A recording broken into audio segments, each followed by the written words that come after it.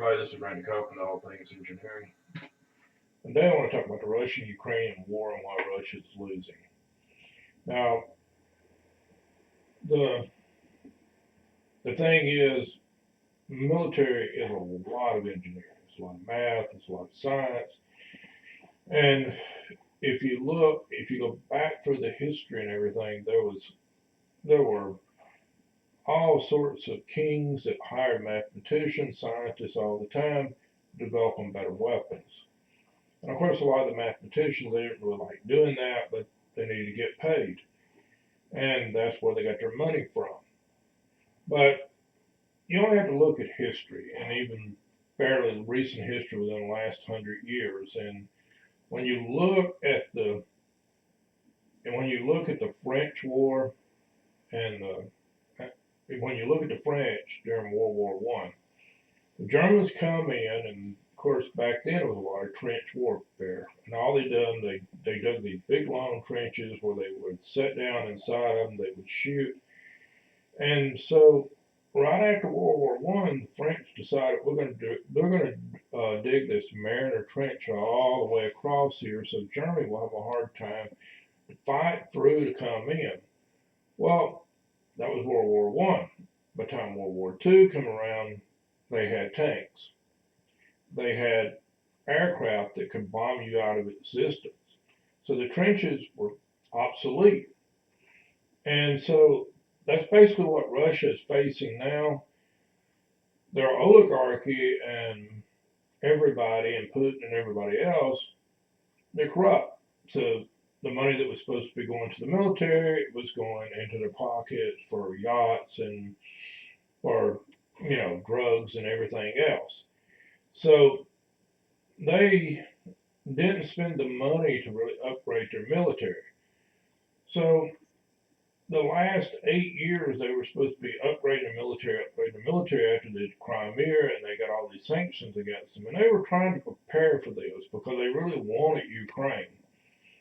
So they, in the meantime, while they weren't spending their money and everything, they're still in the Soviet era. They still got old Soviet tanks, they got a lot of old Soviet planes and everything else. And their technology is really old. The warfare technology is really old. So they're trying to fight like they did in World War II. And things have progressed a lot since then. I mean, it's just like the Javelin missile. And I'll show you the video in a bit. And as you look, these guys are out here with this little rocket launcher, and this thing never misses. It gets a lock on something, and then when it shoots out about 500 yards and it takes off, and then what it does, then its rocket kicks in, so you don't even know where this thing come from. And you see this blowing up all the stuff. And so this is a different type of warfare. I mean, even 20 years ago, this back then, all they had were these RPGs, those rocket propelled grenades, and you could be in a tank with that thing. You could hit a tank, and the tank wouldn't even slow down; it just keep on coming, and the people in it were protected. Well, when you look at what a Javelin, this is what a Russian tank costs. A Russian T-14 tank costs somewhere between 3.7 and 4.3 million dollars, and it's got 3 crewmen in it. And then you look at what a Javelin costs. Well, a Javelin, the whole system costs $178,000. That's for the rocket launcher and everything else. Now the replacement missiles are $78,000. So for 78, so you only need so many of the systems. You need a lot more rockets, of course. But so you send out crews with them and a bunch of rockets. So you're taking a $78,000 missile and you're destroying a $4 million tank. Well, it's like the old saying, you're going to go broke in a heartbeat doing this, because it's not going to take very long that you're going to spend yourself out of existence and you're going to run out of tanks real quick. Those little Javelins don't take long to make. Those tanks take forever to make. And not only that, but the Javelin hits them, it instantly destroys them.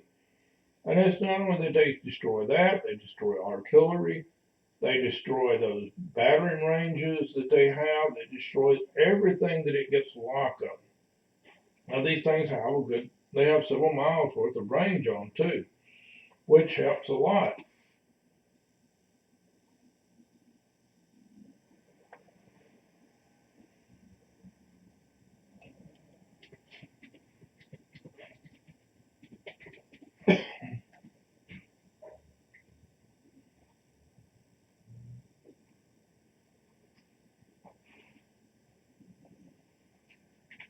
So the javelin range is about 3 miles from, and so they can sit down, hide in a bush, hide somewhere.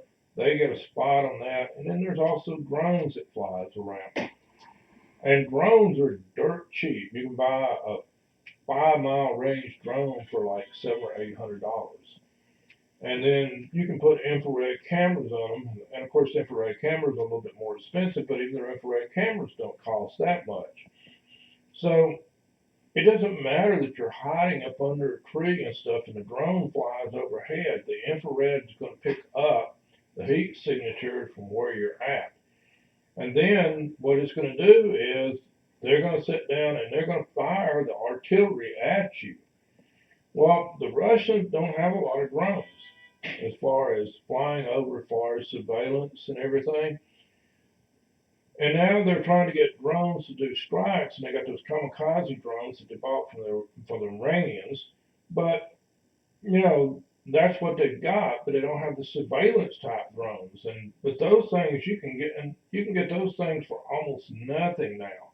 And the really good ones cost a few $1,000s, but you're talking about something that costs a few $1,000s that will spot your terrain, 5, 10 miles out. And then, and it has the range, it can go out, come back. In the meantime, if you try to shoot at the drone, you're giving away your position because you just shot the thing down. So they know where you're at. So they don't want to shoot the drone down because that obviously locates you. And if you don't shoot it down, then it's got cameras on it, it still sees you. And so what they try to do is they try to run away from the drones. And but Russia isn't doing any of this. What Russia's doing is just throwing people in for like cannon fodder. Now, eventually, the mothers in Russia are going to get tired of all their sons coming back in body bags. And then just here recently, Putin borrowed $12 billion from the Russian people because he needed to fund the war. Well, things are not going too well if you're borrowing that. And his money from the natural gas that he sells, it's getting cut off in January. In January, they're going to stop, the Europeans are going to stop buying the gasoline, they're going to start buying the natural gas from him. That's a huge amount of money that he takes to run it, the government and everything else. When he has to start closing down the government parts and stuff and laying people off, and then people can't buy food, you're going to see more riots in there. I mean, and they're getting pushed back like crazy right now, and winter's coming on. And of course, they don't even have the money to even buy them. The Russian soldiers are having to buy their own body armor, their own equipment, everything. And all they're doing, they're recruiting people and they're just shipping them out with no guns, no weapons, nothing. And in the meantime, all they are is cannon fodder. Well, winter's coming up. And winter over there is really harsh. Like last winter when he started sending those people out, they didn't even have any kind of winter gear. They actually were freezing to death. They actually had frostbite and everything else. And this was a really ill planned attack by them because obviously Putin thought their military was more up to date from all the money they had spent. But, he didn't figure in for the corruption that's naturally there. And he didn't check to see if it was up to date. So, in the meantime, all of NATO has provided the Ukrainians with really good and up to date modern weapons.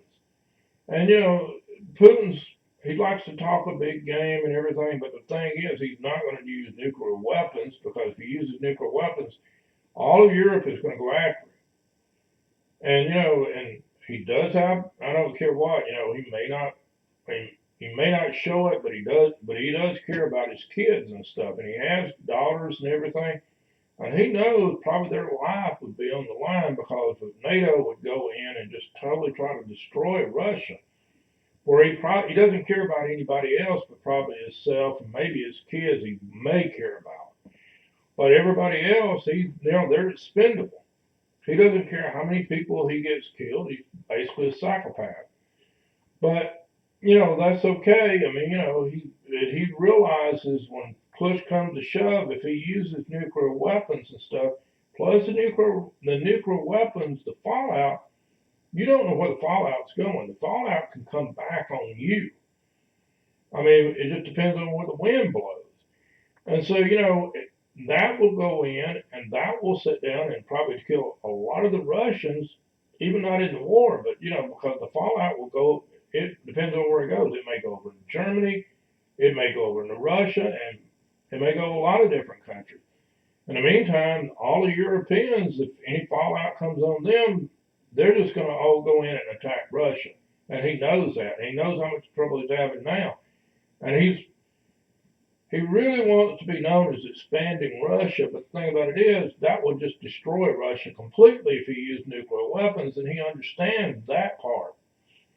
But he's like a cornered animal right now. He is dangerous because he's in a corner. He realizes that this is not going well for him, and he realizes his control may slip away because of all this because he is losing, and he knows he's losing, and he's doing everything he can to try to make sure that he holds on to power for a little bit longer. But the Russians are not very good about people that lose wars. I mean, all you have to do is go look at all their other rulers and how they always decapitated them when they lost and when they got killed.